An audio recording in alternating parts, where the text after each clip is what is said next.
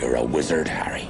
I'm a what? Harry Potter. It's one of the most beloved franchises of all time, and yet it's wildly misinterpreted by everyone except me. Many view it as a mere child's tale, but if you have a high IQ and are able to look a little deeper, you'll find this is actually a very adult saga about death and fear and learning that the world is like a really fucked up place, and it's actually very sad. Both my parents are dead. It's literally about a demonic turtle man trying to murder a child. Bloody hell! And yes, it's even darker than The Lion King. Dad? Dad, come on. Oh, crying, literally crying. Hashtag pray for Simba. Make no mistake, if you're under the age of 25 and your brain is not fully developed yet, and you haven't read the books at least 4 or 5 times, there's no way your pea brain's gonna understand what's happening. It actually pisses me off when I see these books in the young adult or children's sections. I will take the books and move them to the adult section. A small victory for me. The books are better because A, they're the books, and B, they're way more faithful to the source material. Every non-sheep knows that books are good and movies are bad. This is basic science. I look way smarter reading on my windowsill than I do watching a stupid dumb Michael Bay movie for the masses. Every movie is Transformers in my opinion.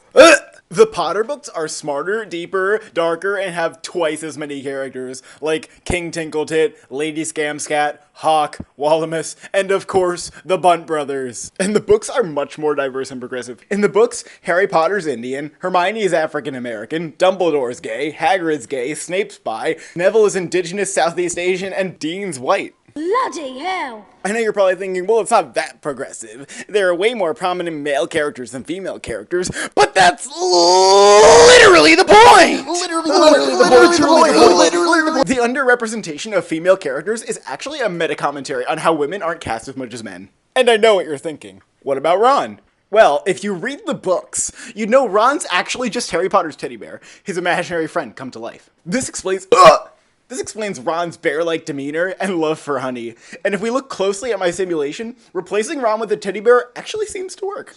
Your parents are dead! You have no family! Stop! Stop! Finally, go! Go then!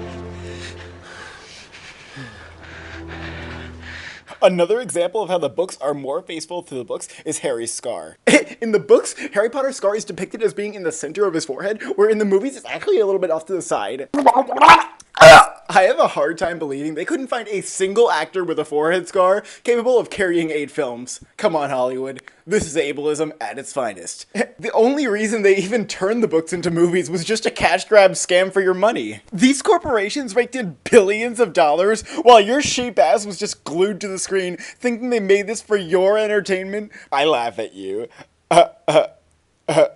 And as much as I will criticize the Harry Potter movies for how corporate they are, they're actually some of my favorite movies. Remember the scene where they're in a flying car and Harry nearly falls to his death? This scene actually recalls a lot of post 9/11 anxiety, an event which J.K. Rowling literally predicted in the books. This scene was so controversial that it actually caused people to die in the theater, in addition to a lot of walkouts. Bloody hell!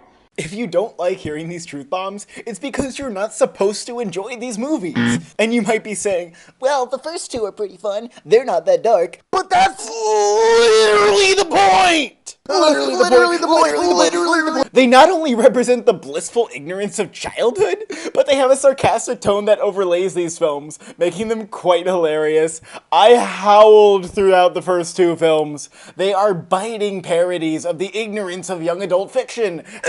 I was laughing so hard, I would literally look around the theater, and I'm like, is nobody laughing? Does nobody understand this on the level that I do? Does nobody have the relationship with J.K. Rowling? Like, are you trying not to understand it? You claim to say that J.K. Rowling is really hard to understand. So next time you see me reading Harry Potter at school, don't assume it's because I'm a numb brain with a dumb brain, for my appreciation is deeper than you could ever imagine. What is up, guys? Thanks for watching. Leave a like down in the like box if you like me. If everything I said just went way over your head, please try to educate yourself and watch my video again. Next week we will be doing a dissection of why the Marvel Cinematic Universe is producing some of the best films ever made. Peace out.